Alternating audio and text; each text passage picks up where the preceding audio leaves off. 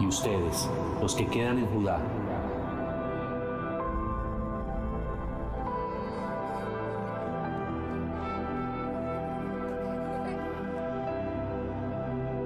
los que han escapado de los estragos del ataque,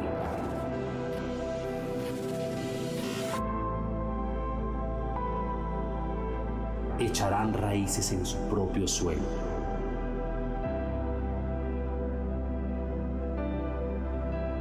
Crecerán y prosperarán. Pues desde Jerusalén se extenderá un remanente de mi pueblo.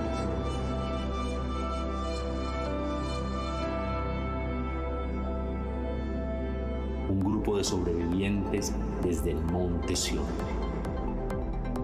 El ferviente compromiso del Señor de los ejércitos celestiales hará que esto suceda.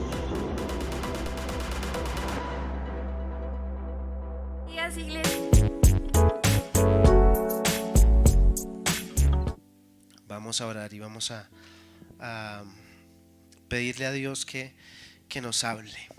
Señor, te damos muchas gracias porque nos has dado la vida, nos has dado la salud, Señor. Nos das el privilegio de poder abrir nuestra boca para cantar, para adorarte, para reconocer tu nombre, Señor. Y una vez más lo hacemos, no solo delante de nuestros amigos, no solo delante de esta familia que podemos ver, sino también delante del mundo espiritual. Te reconocemos como nuestro Dios, como el Dios Todopoderoso, Jehová Sabaoth, Dios del cielo y de la tierra, Dios de los ejércitos. Y yo te invito a que con tus propias palabras exaltes por un minuto al Señor. Dile: Señor, tú eres el Dios Todopoderoso y creo en ti, creo en tu poder, creo en tu amor, creo en tu misericordia, creo en tu justicia, creo en tu reino, Señor. Y quiero honrarte por siempre, Señor, en el nombre de Cristo Jesús. Y te honramos, Señor, honramos también tu palabra y te pedimos en el nombre de Jesús que hables a nuestro corazón, que nos enseñes, Maestro, en el nombre de tu Hijo amado, Señor. Espíritu de Dios, háblanos. Amén. Amén. Y hoy yo quiero empezar contándoles una historia de mi vida. ¿Sí les gusta que les cuente historias de mi vida? Eso a veces es un rollo porque uno se emociona contando cosas. Pero quiero contarles que yo crecí en un barrio que se llama Babilonia. Babilonia la chica. Babilonia la chica. Babilonia la grande es la de Nabucodonosor. No, yo crecí y me crié en un barrio que se llama Babilonia. Para los que no saben dónde queda, seguramente son todos, queda justamente detrás de la clínica Fundación Cardioinfantil. Ya se ubica más o menos 165 con 13D.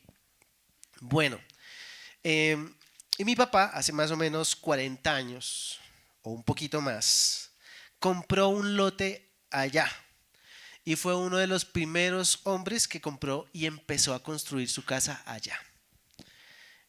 Fue uno de los primeros vecinos del barrio. Pero mi papá cuenta que compró el lote sin saber dónde quedaba. Lo compró por fe. Mi papá lo compró sin saber dónde quedaba. Le ofrecieron el lote, no sé en qué lugar, en qué oficina. Le ofrecieron eso, le dijeron dónde quedaba, pero él nunca fue a verificar dónde estaba. O sea, se metió en un negocio por fe. Y es porque en esa época Bogotá estaba muy chiquita. Ir a Usaquén, por ejemplo, es como hoy en día ir a Cajicá o ir a Briseño, algo así. En esa época, Usaquén, Suba, todos, Bosa, bueno, todo eso eran pueblitos, ahora son parte de Bogotá. Entonces, calculen, más o menos 40 años larguitos. Y el día que le entregaron el lote a mi papá, pues él fue a recibirlo y cuando vio dónde estaba se puso a llorar. Se puso a llorar mi papá porque el lote estaba ubicado en medio de una laguna. ¿Pueden creerlo? Imagínense una laguna y de la laguna salían unas varillitas que demarcaban los lotes. Y a mi papá le dijeron, su lote es ese que está allá en esa varillita allá. Entonces mi papá se puso a llorar.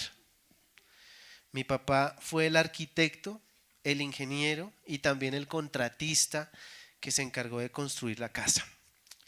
Y lloraba porque aunque él era empírico en la construcción, realmente mi papá no tuvo la posibilidad de estudiar, sabía que nadie construye una casa en medio de una laguna.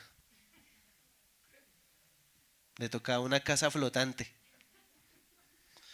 Entonces por eso lloraba. No se puede construir una casa en medio de un charco, de una laguna. No sé si saben, pero Bogotá es una laguna, ¿sí? Entonces, tanto así que hay un barrio cerca a Babilonia que se llama Pantanitos, calculen. Ahí abajito, Pantanitos, a unas poquitas cuadras. Entonces mi papá dice que para poder levantar las bases de la casa tuvo que pagar muchos viajes de piedra, ¿sí?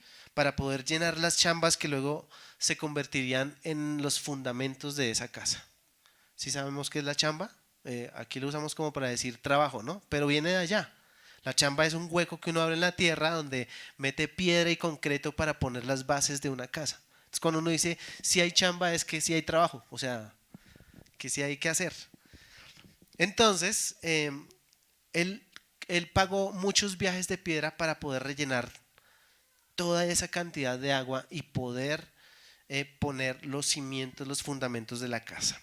Y les quería contar esta historia para honrar a mi papá porque con tan básicos conocimientos sobre ingeniería, él aplicó un principio bíblico que tiene que ver todo con nuestro estudio de hoy y que hoy tendremos la oportunidad de observar juntos. Y ese principio es construir una casa sobre la roca.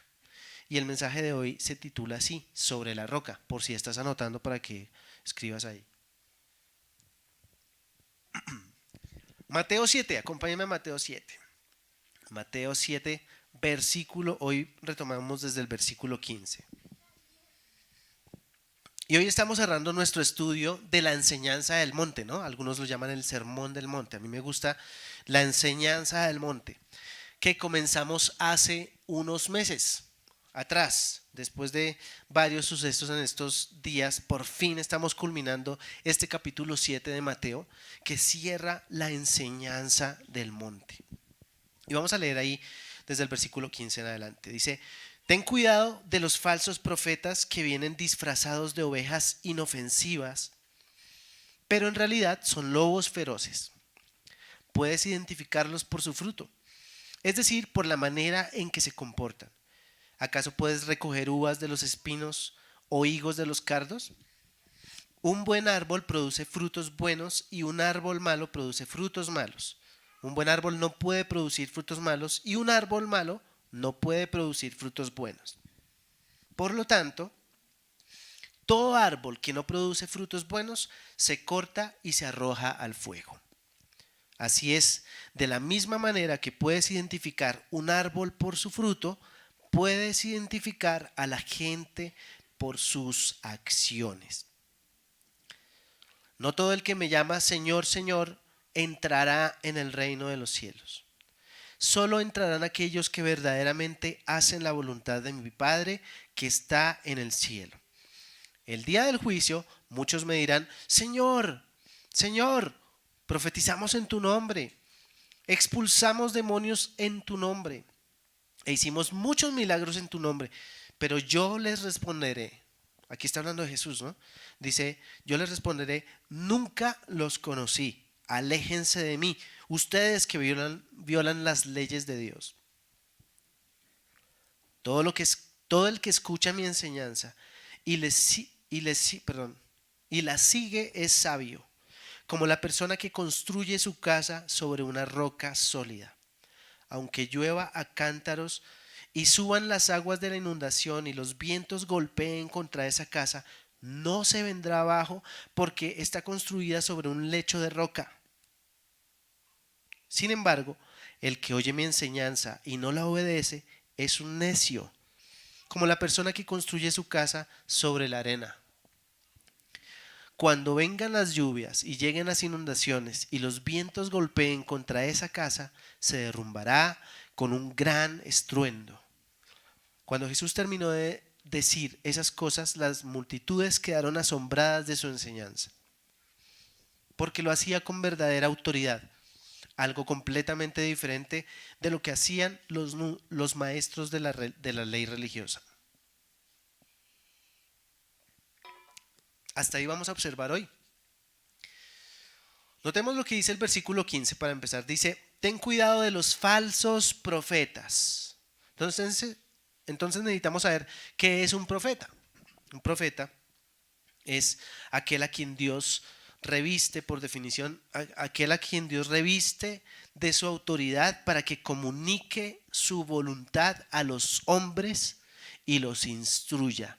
Pero es interesante porque es una persona de en medio del pueblo, ¿sí? En medio de la congregación. Un profeta, para decirlo de una manera más sencilla, es alguien que habla de parte de Dios.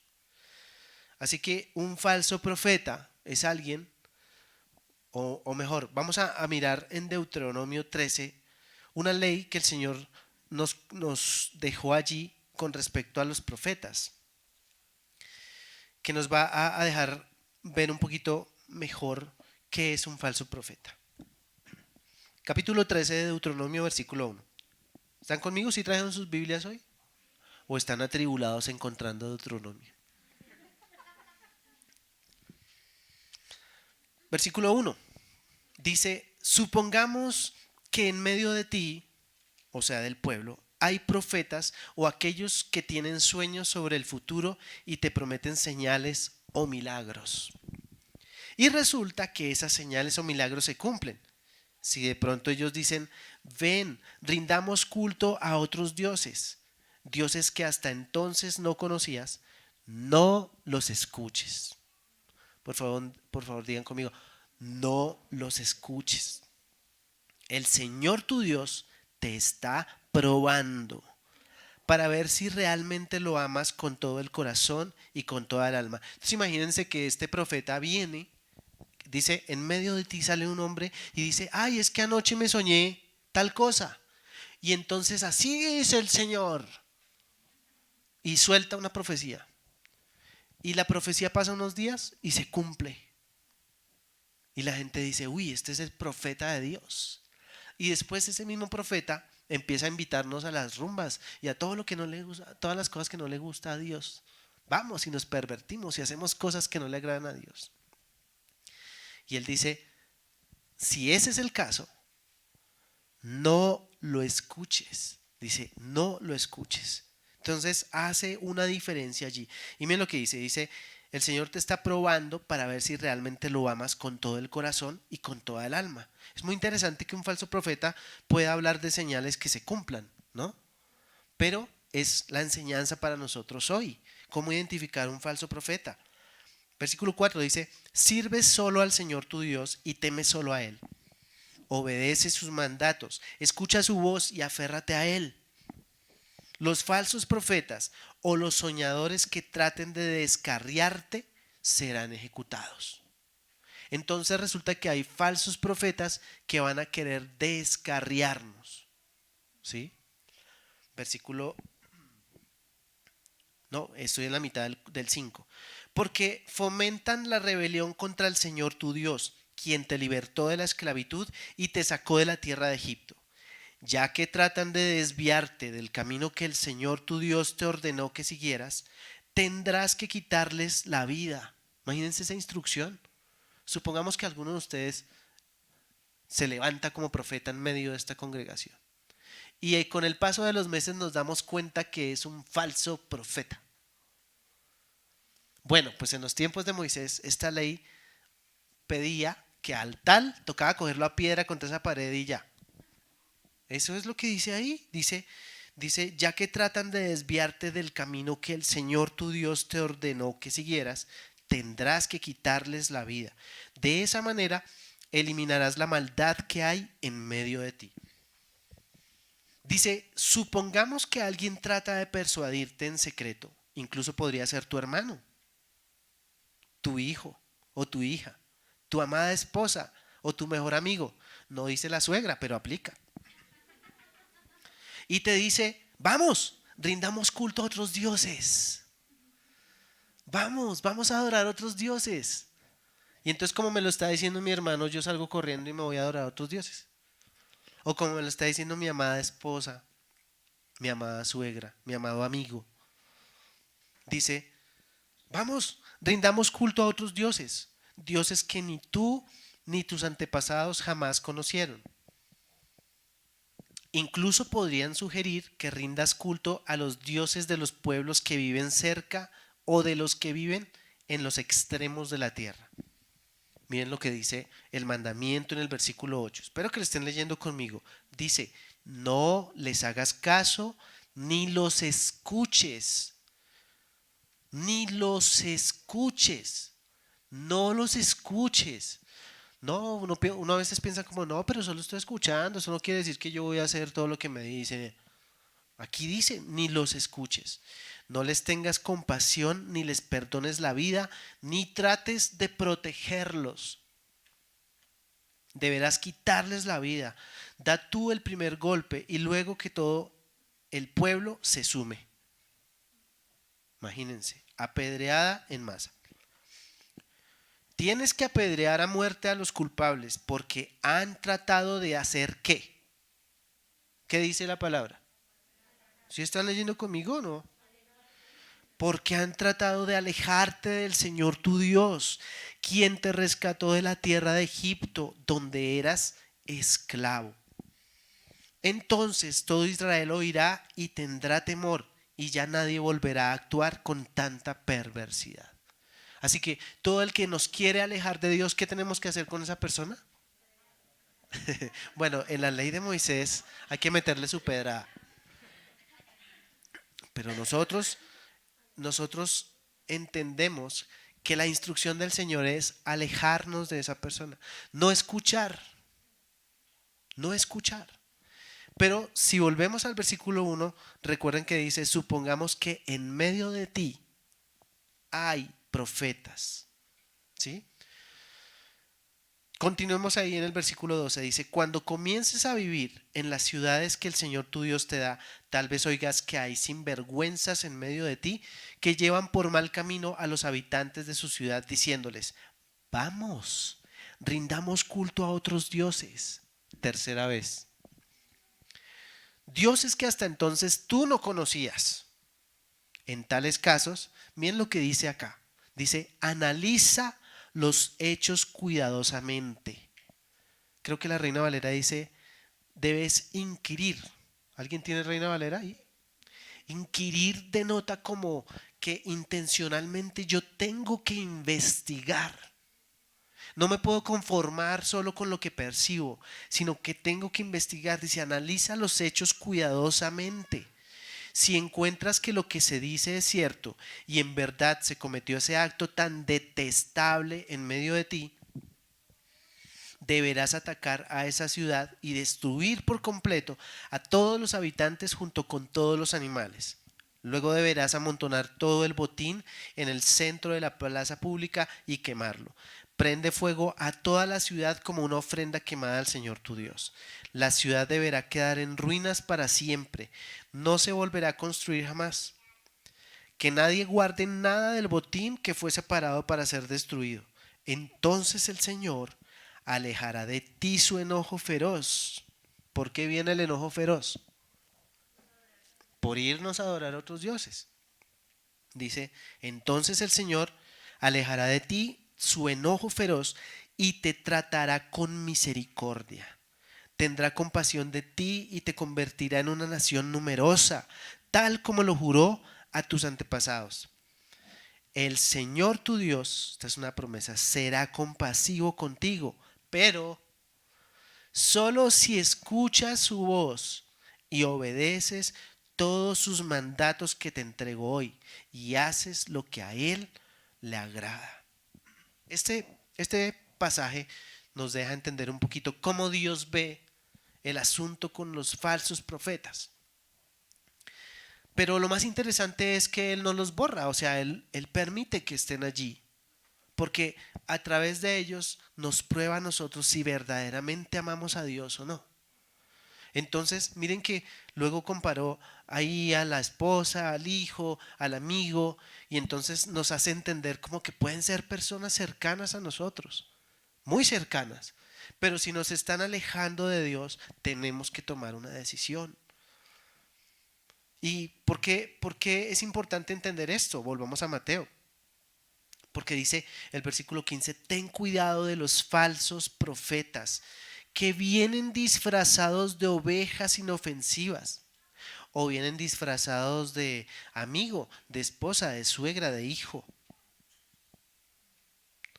Dice, pero en realidad son lobos feroces. Imagínense un rebaño de ovejas y un lobo disfrazado en medio de las ovejas, escurriendo saliva. Imagínense eso. Entonces el Señor nos enseña que van a venir esos falsos profetas. Él dice, cuidado con ellos. Pilas. Pilas. Versículo 16. Puedes identificarlos por su fruto. ¡Ay, qué alivio! Tenemos una herramienta para identificarlos. Aparte de lo que acabamos de leer en Deuteronomio, que son esos que nos van a invitar a adorar a otros dioses.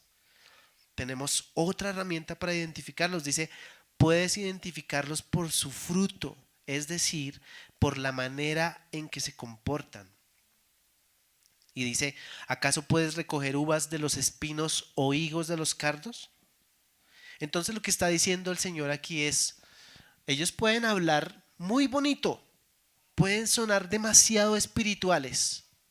Lo que ellos dicen puede ser muy agradable a tus oídos, pero examina el fruto de esas personas. Examina el fruto. Y entonces dice, ¿acaso puedes recoger uvas de los espinos? ¿No es cierto? ¿Podemos recoger higos de los cardos? ¿Sí saben qué es un cardo? Un cardo es una matica que saca una bolita con espinas. Y es dura, parece artificial. Y el cardo se usa para sacarle moticas a las lanas, para hacer ruanas bien motositas, para hacer así como cachemir, pero pues cachemir criollo, ¿sí? Entonces uno coge el cardo y le hace así, eso parece cachemir, pero pues no es cachemir. Entonces ese es el cardo es una planta casi como una maleza. Y por eso dice, ¿podemos sacar higos de los cardos? No, no. Un buen árbol produce frutos buenos y un árbol malo produce frutos malos. Y quiero que me acompañen por favor al Salmo número 1. Vamos a leer los primeros 3 versículos. Salmo 1, hablando del fruto. Porque ¿cuál es la fuente del fruto del que nos está hablando el Señor aquí? Miren lo que dice el versículo 1. Dice, qué alegría para los que no siguen el consejo de malos. ¿Se acuerdan de los que nos invitan a adorar a otros dioses? Dice, ni andan con pecadores ni se juntan con burlones. Pero miren lo que dice el versículo 2. Dice, sino que se deleitan en la ley del Señor, meditando en ella día y noche. Se deleitan meditando en la palabra. Entonces, esa persona que nos está profetizando, esa persona que nos está hablando de Dios, que nos está enseñando cosas, que nos está predicando un mensaje de prosperidad o de sanidad, porque es que Dios te ama y muchas cosas, esa persona tiene fruto en su vida, este fruto del que está hablando, esa persona se deleita en la ley del Señor. Miren lo que dice el versículo 3, dice, son como árboles plantados a la orilla de un río, que siempre dan fruto en su tiempo. Sus hojas nunca se marchitan y prosperan en todo lo que hacen. Esa persona que se deleita en la ley del Señor. Y ahora acompáñenme a Gálatas 5, versículo 22.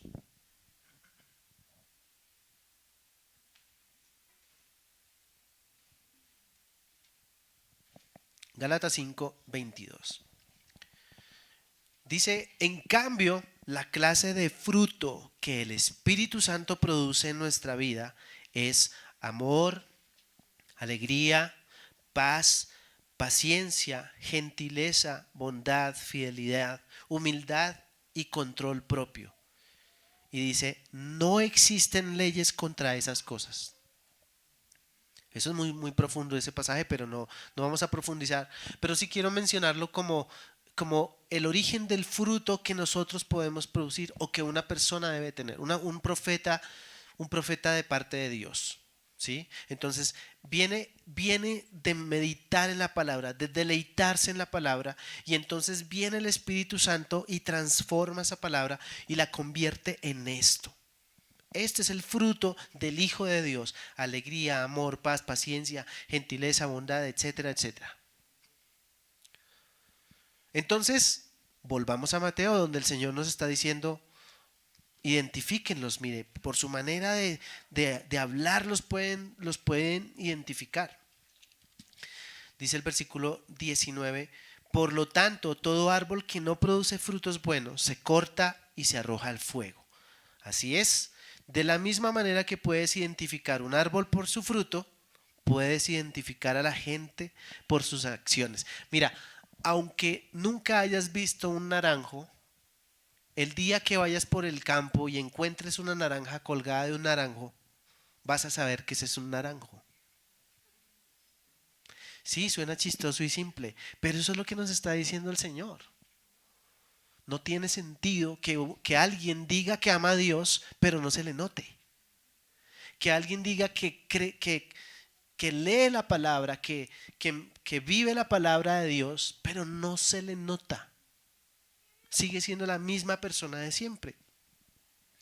Y entonces aquí pasamos al versículo. Bueno, antes de pasar al 21, leamos un segundo Juan 15, versículo 1. Evangelio según Juan, capítulo 15. Entonces miren lo que pasa aquí. Dice: yo soy la vid verdadera y mi Padre es el labrador. Él corta de mí toda rama que no produce fruto y poda las ramas que sí dan fruto para que den aún más. Ustedes ya han sido podados y purificados. ¿Por qué cosa? Aquí dice: por el mensaje que les di. Creo que la Reina Valera dice: por la palabra. ¿Sí? Por la palabra. Versículo 4 dice: permanezcan en mí y yo permaneceré en ustedes. Pues una rama no puede producir fruto si la cortan de la vid. Y ustedes tampoco pueden ser fructíferos a menos que permanezcan en mí. Entonces, yo puedo identificar a una persona si tiene fruto en Cristo, en Dios. Es que se le nota, se le tiene que notar, así sea un poquito. Así sea un poquito. Imagínense que hay unas plantas, aquí en Colombia nosotros tenemos una gran diversidad de plantas frutales. Pero como Colombia primero es un país que está en, ¿cómo se dice? Que no es estacional, sino tropical. Entonces no tenemos estaciones, pero tenemos pisos térmicos, tenemos un clima que varía mucho, y tenemos los pisos térmicos, y en cada piso térmico se producen ciertos árboles frutales. Sin embargo, por ejemplo, la naranja, por ejemplo, se produce mayormente en un clima templado tirando a caliente, ¿cierto? Como Anapoima, ¿sí o no? El mango también. Pero si yo siembro naranja aquí en Bogotá, que estamos a 2600 metros arriba del nivel del mar, la naranja va a salir, pero chiquitica. casi que no se puede comer. Imagínense que en la esquina de mi casa hay un puesto de aguacates. Y hace unos meses atrás me di cuenta que ella es una señora, la reina del aguacate en mi barrio. El aguacate que le pides, ese es te lo da perfectico. Y uno a veces mira el aguacate y uno dice, uy, pero ese aguacate me lo está metiendo. No, y cuando va y lo sirve está delicioso. Y hace unos meses me di cuenta que donde ella parquea su carretica de aguacate, hay un aguacate, pero de aguacate Hass. Y ahí está, y vi la pepita y la arranqué y me la llevé para la casa. Me la saqué y me lo llevé para la casa para verificar, porque yo dije, parece un aguacate, pero, pero no sé. Entonces me lo llevé y lo abrí en la casa y en efecto era un aguacate, pero como no es la tierra de este árbol, pues estaba más chiquito. Sin embargo, sirva este ejemplo para ilustrar este versículo, porque el Señor nos está diciendo que si permanecemos en Él podemos dar fruto, ¿sí? Y el fruto tiene que notarse. Tengo una pregunta. ¿Las personas que te rodean ven fruto en tu vida? ¿Ven fruto? ¿Ven el fruto de Cristo en tu vida? Por eso dice que la rama que está allí dando fruto, el Señor la poda un poquito para que dé más fruto. Ahora entendemos las podadas, ¿no? A veces nos pasan la guadaña o sentimos que nos pasan la guadaña, pero es porque el Señor quiere que demos más fruto. Lo que le pasó a Job, le pasaron la guadaña, pero dio más fruto. Entonces, notemos que el fruto es muy importante para detectar a los falsos profetas. Pero ahora el Señor nos habla de lo siguiente. Dice, no todo el que me llama Señor, Señor, entrará en el reino del cielo. Entonces ahora me voltea la tortilla del lado mío. ¿Sí? Ahora soy yo el que está puesto en evidencia. Dice, solo entrarán aquellos que verdaderamente hacen la voluntad de mi Padre que está en el cielo. Y el versículo 22 dice, el día del juicio muchos me dirán, Señor, Señor, profetizamos en tu nombre, expulsamos demonios en tu nombre e hicimos muchos milagros en tu nombre. Nos reuníamos y ensayábamos canciones, coros espectaculares de Hillsong. ¿No te acuerdas?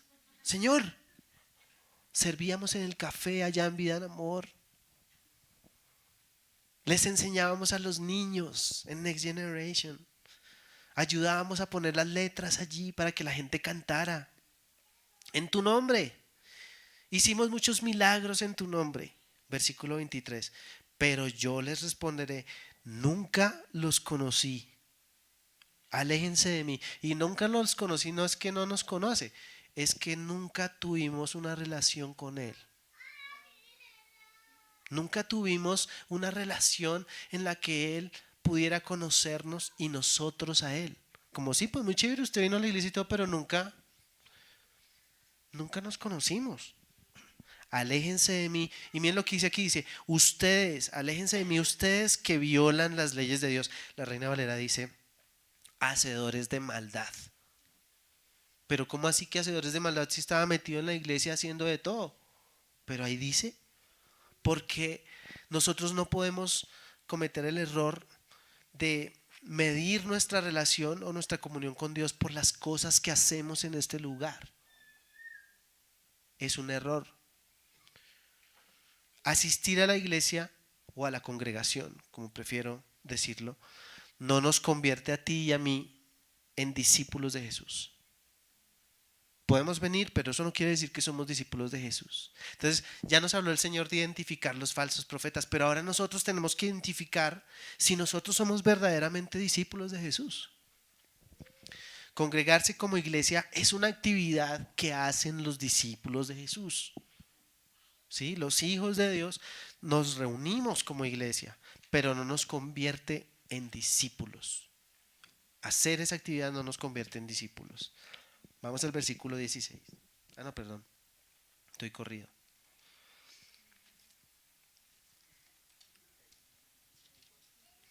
¿Ya voy en el qué? 24. No, pero todo no va a pasar ahí. Quiero que me acompañen un segundo a Hebreos, porque Hebreos tengo aquí un versículo importante que compartir, Hebreos capítulo 5. Entonces, estamos hablando de identificar esos falsos profetas y ahora de identificar si nosotros podríamos ser esos falsos profetas. ¿Qué tal que nosotros mismos predicándole a la gente de Jesús, pero somos personas sin fruto? ¿Sí? Uno de los dones más escasos hoy en día entre los cristianos de la iglesia contemporánea es el don del discernimiento. No tenemos la capacidad de identificar y por eso quería leer este pasaje aquí en el capítulo 5 de Hebreos, versículo 13. Pablo aquí viene hablándoles, contándoles una cosa sobre el sacerdocio. Y ya cuando Pablo se está emocionando y y quiere contarles cosas más profundas, él dice, no, pero es que hay tanto que les puedo contar, pero ustedes no están listos. Ustedes no están listos porque ustedes todavía son muy inmaduros, siguen tomando lechecita. ¿Sí? Siguen hablando de la salvación y el Señor ya me salvó y ya. Entonces el versículo 13 dice, pues el que se alimenta de leche sigue siendo bebé y no sabe cómo hacer lo correcto. Y notamos que lo que hemos venido estudiando aquí en Mateo 7, estos versículos de hoy, son la manera en la que el Señor nos está hablando de cómo hacer lo correcto. ¿Cierto? Y dice el versículo 14, el alimento sólido es para los que son maduros, los que a fuerza de práctica están capacitados para distinguir entre lo bueno y lo malo. Y quiero leer esos mismos versículos en la Biblia textual porque dice así, dice porque todo el que usa leche es inexperto en la palabra de justicia. Entonces si yo me mantengo con la lechecita del evangelio, pues no soy experto en la palabra de justicia. Y dice, porque es recién nacido. Pero el alimento sólido es de los perfectos, o sea, de los maduros, de los que por la práctica tienen los sentidos ejercitados para discernir el bien y el mal. Entonces, cuando nosotros no discernimos el bien y el mal, ¿qué es lo que nos falta? Frijolitos, carnecita, pura proteína, cosas sólidas, de esas que a veces incluso caen pesadas al estómago, que a veces uno dice, uy, y ese era el conflicto que Pablo tenía aquí, quería darles unos frijoles, una bandeja paisa, pero decía, no, los mato, o sea, salen corriendo, no me van a entender nada. Entonces volvamos a Mateo, entonces no todos somos discípulos, miren lo que dice, o no todos son discípulos, miren lo que dice el versículo 21. Mateo 7:21. Dice, no todo el que me llama Señor, Señor, entrará en el reino del cielo. Solo entrarán aquellos que verdaderamente hacen la voluntad de mi Padre que está en el cielo. El día del juicio muchos me dirán, Señor, Señor, profetizamos en tu nombre, expulsamos demonios en tu nombre, hicimos muchos milagros en tu nombre. Pero yo les responderé, nunca los conocí, aléjense de mí. Y me llama la atención que dice que hay un día del juicio. Entonces hay un día del juicio. Y en ese día muchos, no pocos, sino muchos van a decir, Señor, Señor, Señor. Ayer estaba viendo un documental sobre la vida de Neymar. Y salía una niña llorando con la camiseta de Brasil y decía, es que yo vengo por él, yo lo amo. Eran como 5 niñas y ella lloraba así. Y traigo esa figura porque así va a ser ese día del juicio. Señor, yo vengo por ti. Yo estoy aquí por ti, Señor. Muy fuerte, ¿no? Muchos dirán. Entonces, una vez más, lo que hacemos para Dios no nos define como discípulos de Él. Es el fruto que viene en nosotros.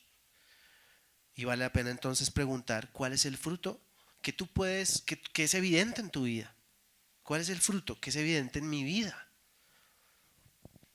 Versículo 23 en Reina Valera dice: y entonces les declararé, nunca os conocí, apartaos de mí, hacedores de maldad. Y es así como entramos en la última parte de este capítulo, ahí en el versículo 24. Hasta aquí nosotros hemos podido ver entonces la descripción general de lo que significa vivir una vida en el reino de Dios. Y me refiero desde el capítulo 5 hasta aquí. Desde que el Señor dijo: bienaventurados los pobres de espíritu. Entonces el maestro nos ha hablado de la condición de nuestro espíritu y nos ha desafiado a tener un espíritu pobre, un espíritu que necesite de Él. También nos habló de ser sal y luz, ¿recuerdan?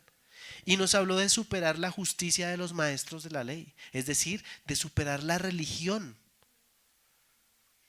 Nos habló de cómo relacionarnos con los demás. Y también nos habló de cómo relacionarnos con Él en oración, de no juzgar, de perdonar, todas esas cosas.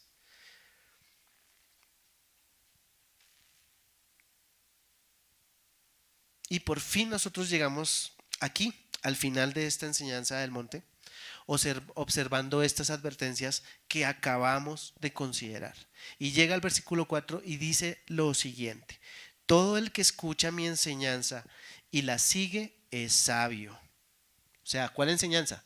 La desde el capítulo 5, versículo 1 hasta aquí. Todo el que escucha mi enseñanza es sabio. Y me gusta mucho cómo lo dice la Reina Valera. Dice: cualquiera pues, cualquiera. Miren que ahí no se refiere solo a los hijos de Dios. Cualquiera. Y hoy en día tú encuentras hombres exitosos de negocios que no tienen nada con Dios, pero aplican estos principios por conocimiento o porque les funcionaron y se la pillaron y la cogieron por ahí, como sea, porque son leyes espirituales. Entonces dice: cualquiera pues que me oye estas palabras y las hace, le compararé a un hombre prudente que edificó su casa sobre la roca. Yo me acuerdo de mi papito. Versículos 25. Aunque llueva a cántaros y suban las aguas de la inundación y los vientos golpeen contra esa casa, no se vendrá abajo, porque está construida sobre un lecho de roca. No se va a venir abajo. Sin embargo, el que oye mi enseñanza, la Reina Valera dice: pero cualquiera que me oye estas palabras y no las hace, le compararé a un hombre insensato que edificó su casa sobre la arena. Cuando vengan las lluvias y lleguen las inundaciones y los vientos golpeen contra esa casa, ¿qué va a pasar? Se va a derrumbar con un gran estruendo. ¿No fue acaso eso lo que pasó con muchos de nosotros en medio de la pandemia? Llegó la pandemia y nos fregó. Se nos fue la fe, se nos acabó la fe, se nos acabaron las ganas de adorar, se nos acabaron las ganas de leer la Biblia porque nos llenamos de miedos y de temores. Y entonces eso solo quiere decir una cosa: que tal vez habíamos construido sobre un fundamento completamente débil, no firme. No habíamos construido sobre la roca que es Cristo. Entonces ese es el desafío para nosotros hoy. Ese es el desafío: examinarnos y preguntarnos si verdaderamente nuestra vida en Dios, en Cristo, si nuestra vida cristiana, esa que nosotros mismos compartimos a la gente, que estamos viviendo de buena fe. O sea, de buena fe nosotros decimos: sí, no, yo soy cristiano, yo amo al Señor y yo sirvo en la iglesia y todo. Y yo me sé muchos versículos. Y también me sé muchos coros, muchas canciones. Vale la pena hoy que hoy nos preguntemos si todo eso está sobre un lecho de roca firme. Porque ¿qué pasa si esta comodidad de la que nosotros gozamos aquí se acaba? O la comodidad que cada uno de nosotros tiene en su vida se acaba. ¿Qué va a pasar? ¿Esta casa se va a mantener firme o se va a ir para el piso? ¿Esta relación que yo tengo con Dios se va a mantener firme o se va a ir para el piso o se va a caer? Ojo con los falsos profetas, porque hoy en día nos están predicando por todas partes muchas cosas falsas que parecen que vienen de Dios, pero no lo son. Cualquiera pues que me oye estas palabras y las hace, le compararé a un hombre prudente que edificó su casa sobre la roca. Mi papá no tuvo la oportunidad de estudiar una carrera de ingeniería como tal en la universidad, pero pues a la luz de lo que vemos acá, de lo que acabamos de leer, mi papá, un humilde campesino que se vino a jugarse la vida aquí en la ciudad, actuó como un hombre sabio y no se rindió, y en medio de ese pantano él trajo piedra y trajo piedra y trajo piedra hasta que por fin las piedras asomaron la cara. Y sobre esas rocas se edificó una casa que hasta el día de hoy se mantiene en pie. Y en ese barrio hay unas poquitas casas que se han hundido. Uno puede ir y recorrer el barrio y encuentra un par de casitas por ahí que no les pusieron suficiente piedra y están caídas. Pero gracias a Dios la casa de mi papá ha permanecido allí. Acompáñenme al capítulo 17 del Evangelio de Juan y concluimos con este pasaje, con una oración que el mismo Jesús hace por nosotros, sus discípulos.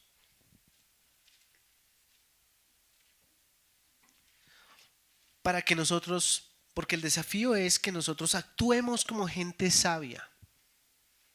Ese es el desafío. Dice el versículo 1, después de decir todas esas cosas, Jesús miró al cielo y dijo, Padre, ha llegado la hora, glorifica a tu Hijo para que Él a su vez te dé la gloria a ti, pues le has dado a tu Hijo autoridad sobre todo ser humano. Él da vida eterna a cada uno de los que tú le has dado. Y la manera de tener vida eterna es conocerte a ti. ¿Se acuerdan cuando Él dijo, nunca los conocí? Bueno, la manera de tener vida eterna es conocer al Padre, el único Dios verdadero, y a Jesucristo a quien tú enviaste a la tierra. Versículo 4. Yo te di la gloria a ti en la tierra al terminar la obra que me encargaste. Ahora, Padre, llévame a la gloria que compartíamos antes de que comenzara el mundo. Te he dado a conocer a los que me diste de este mundo. Siempre fueron tuyos, tú me los diste, y ellos han obedecido tu palabra. ¿Ellos han qué? Han obedecido tu palabra. ¿Se acuerdan que un día vinieron a buscar a Jesús y le decían, Señor, tu mamá y tus hermanos te están buscando? Y él dijo, ¿quiénes son mi mamá y mis hermanos?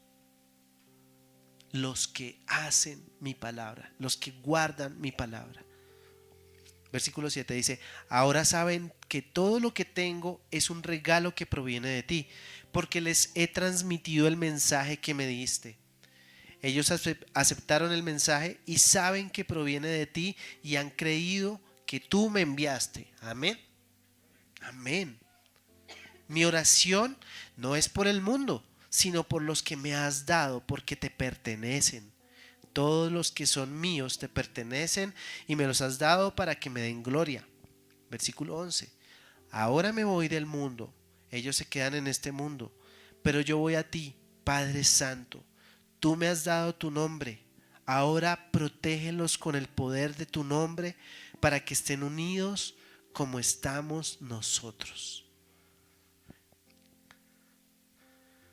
El Señor ora para que nosotros nos mantengamos unidos en Él, para que nosotros seamos sus discípulos, para que aunque venga el aguacero, la inundación, el huracán, la pandemia y lo que falta por venir, nosotros nos mantengamos firmes en la roca, nos mantengamos firmes, unidos. Si tiene sentido congregarnos como familia, es por eso. Es para mantenernos unidos, para que si alguno entre nosotros está débil, cansado, agotado, triste, desanimado, los demás podamos levantarlo y no permitir que esa rama se desconecte de la vid, que esa rama se pierda sin fruto. Esa es la razón por la cual nos mantenemos unidos. Y yo quiero invitarlos a que oremos y tengamos un momento con el Padre y nos asinceremos con Él y reconozcamos lo que tengamos que reconocer. Algunos de nosotros necesitamos reconocer hoy la religión. Algunos necesitamos reconocer nuestra pereza, esa pereza que no nos deja leer la palabra. Algunos necesitamos reconocer nuestro orgullo, esa soberbia que nos hace autosuficientes. Tal vez algunos de nosotros hoy necesitamos reconocer que somos unos falsos profetas y necesitamos acercarnos a Dios para no ser eliminados, para no ser destruidos. Señor, y venimos delante de ti con humildad, reconociendo que tú eres nuestro Dios y también eres nuestro Padre. Tú eres nuestro Padre, Señor, y hoy entendemos que tú quieres tener una relación cercana con tus hijos. Tú quieres hacer familia con tus hijos.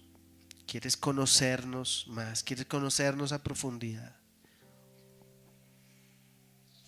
Quieres también darte a conocer a nuestro corazón y a nuestra mente. Y hoy queremos pedirte, Señor, que no nos deseches.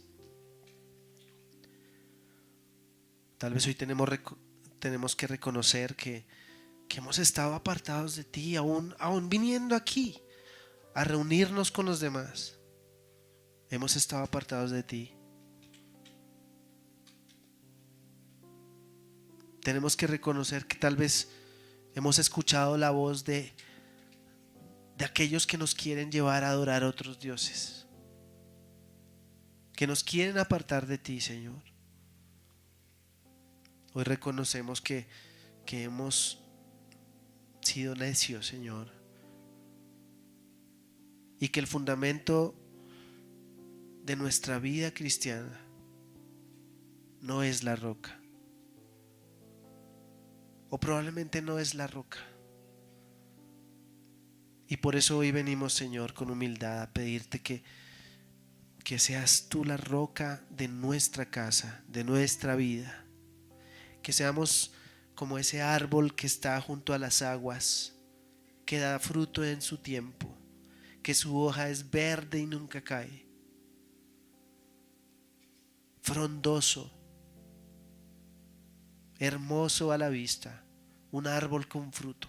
Señor, queremos ser como ese árbol.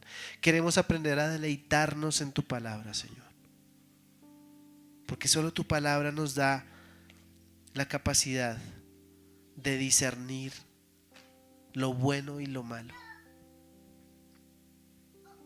Y yo te invito a que hagas un compromiso con Dios. Si tú sientes eso en tu corazón, ahí con tus propias palabras, dile: Señor, yo de verdad quiero ser experto en la palabra, quiero aprender, quiero conocerte más. Te pido que me des sabiduría y revelación en el conocimiento de ti. Que cada vez que yo abra la Biblia, Señor, tu Espíritu me revele esas cosas que nunca jamás me han sido reveladas. Esos datos, esa información que yo necesito para que mi vida cambie, para que mi vida dé fruto.